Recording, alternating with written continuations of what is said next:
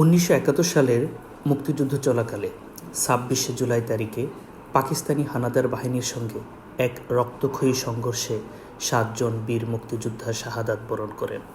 এই যুদ্ধে তারা এমন সাহসিকতার পরিচয় দিয়েছিলেন যে তা আজও সীমান্তের দুই পারের মানুষের হৃদয়ে চির অম্লান হয়ে আছে।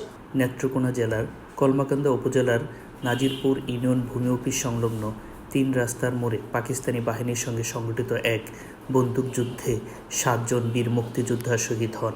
তারপর তাদের মরদেহ লেঙ্গুড়া ইউনিয়নের ফুলবাড়ি নামক স্থানে সমাহিত করা হয়, যা বর্তমানে 7 শহীদের মাজার নামে পরিচিত, যাদের মধ্যে 4 জন ময়মনসিংহ জেলার মুক্তাগাছা উপজেলার সন্তান, 1 জন জামালপুর জেলার এবং 2 জন নেত্রকোনা জেলার।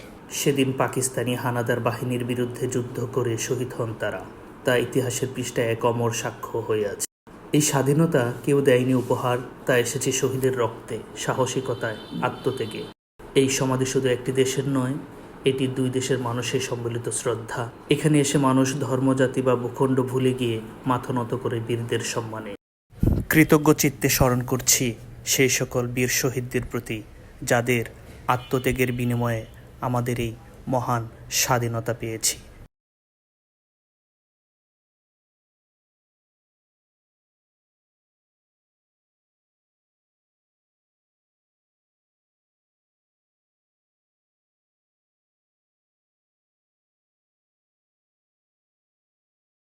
তারা প্রমাণ করে গেছেন, মাটি, মানচিত্র, ভাষা ও মানুষের অধিকার রক্ষায় আত্মত্যাগই সর্বোচ্চ শক্তি।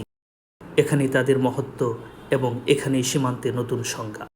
যেখানে শহীদের কবর, সেখানেই স্বদেশের হৃদয়।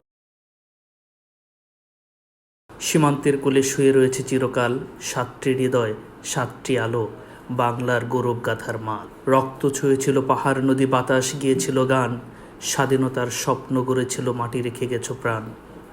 তোমাদের কবর ছুঁয়ে আসে সকাল সন্ধ্যার ধূপ, 2 দেশের মাটি আজ একসাথে তোলে কণ্ঠে ধ্বনি সালাম ও শহীদ রূপ।